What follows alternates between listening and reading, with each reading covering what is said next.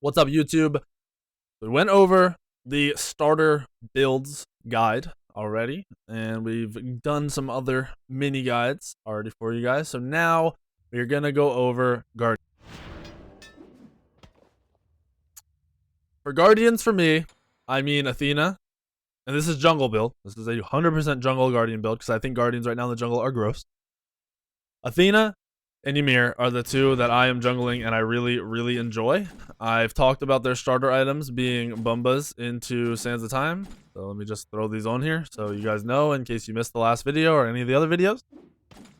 And then I'm rushing into CDR boots.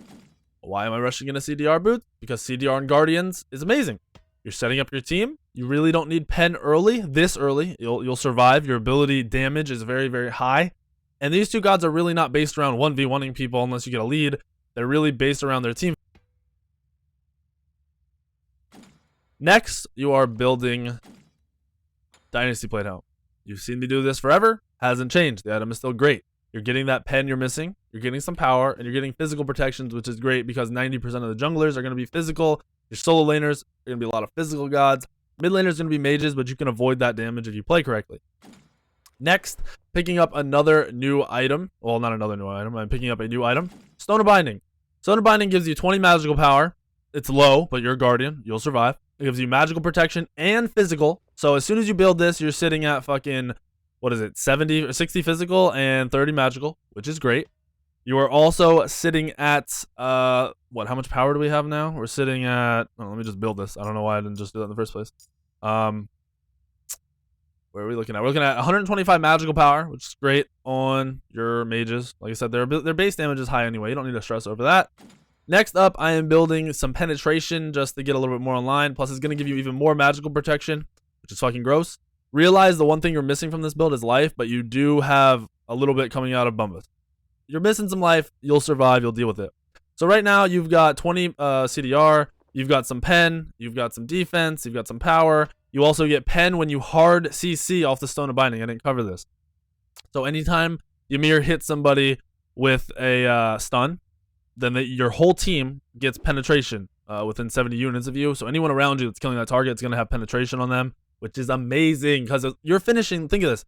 You've got a 1,500 item, 1,700 gold item, another 1,700 gold item, then a 2,200 gold item. This build is cheap as fuck. It gets you online super quick, which is amazing coming out of a Guardian. Then here is where it gets a little bit more tricky. You can look for more power or you can look for more defense depending on how the game is going for you specifically. Now, I really like the life items. I think they're really fucking good. Book of the Dead is not going to be ideal, but something even like a Gem of ISO could be something you look at. Probably not something you're going to build, something you could look at. You still got Wingblade, which is amazing. You still got fucking Witchblade now gives you life and movement speed and is kind of more defensive, obviously. You have the Jade Empress Crown, which is pretty damn good. It's really defensive, but it does give you that power. So if you're looking for the defensive, gonna do a little bit of damage still build, you're looking at Jade Empress Crown. If you're going into the full damage build, you've got your defense, you're good to go, you don't give a fuck anymore, you're looking into a Soul Reaver or a Polynomicon. Soul Reaver is going to be ability based, just burst, and your Polynomicon is going to be auto attack burst, which is not going to spike that hard because your power is so low. So I'm looking at Soul Reaver more than likely, and then I'm looking at a Rod, and this is going to be my power build. This is going to be the build I'm looking at to do a fuck ton of damage.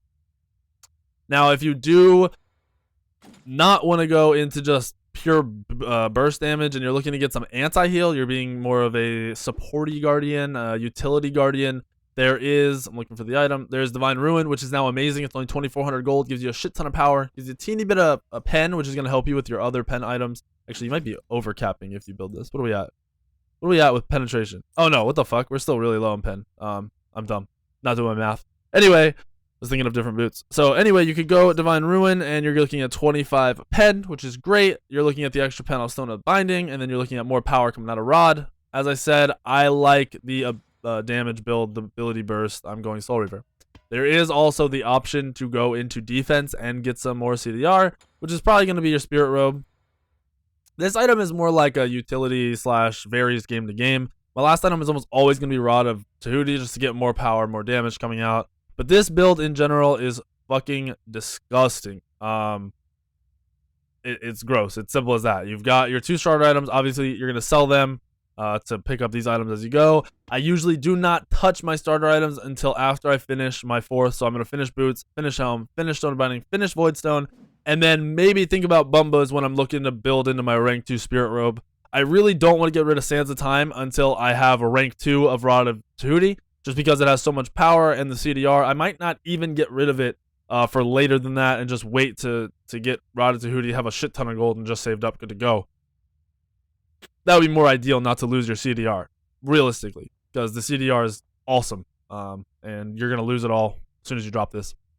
If you are picking up Spirit Robe, then it's not as big of a deal to lose the CDR, but hopefully this build helps you guys understand what Guardians can do. This is a very similar build to what I would use on the Morgan. I didn't even mention that.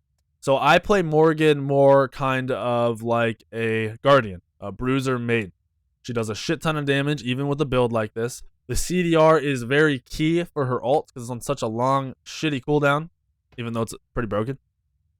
And just with this build, you're able to fight early. You're able to be in the fight. Your 1 is a close range ability, so being bruiser helps with that. Granted, if you're snowballing, if you're playing your pleb matches, you're playing against kids that aren't very good, or you're just looking to shit stomp them, build like a mage and just body them as a Morgan. But if you're playing in a competitive game and you enjoy this playstyle, which I think is fucking hilarious. I think it's hilarious. I think the fact that you don't take a lot of damage and you do a shit ton of damage and the build is so cheap just makes no fucking sense at all, but it works. So I recommend this build on Athena, Ymir, any Guardians you feel like playing in the jungle, and then on the Morgan, I think it's amazing.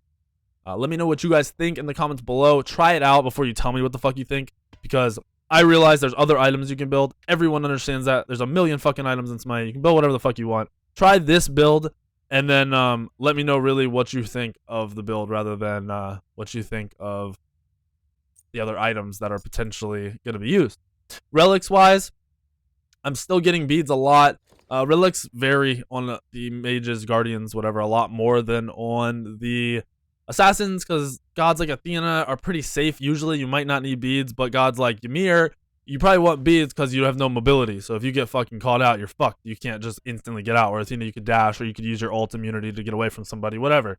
And Ymir also has less mobility, so you're looking at a blink probably on Ymir as your second active, whereas Athena, you're looking at more of a team fight active, a shell, a heavenly, or whatever the fucking new actives are called. What I forget what they're called, but you guys get what I'm saying. Athena's more team fight. Ymir's more kind of selfish. Same with Morgan, more selfish. Just make sure you guys understand that when you're building these items and trying the playstyle of the Guardian / Bruiser frontline build magic damage. Anyway, like I said, comments below after you try the build. Let me know what you think, and I will see you all in the video tomorrow.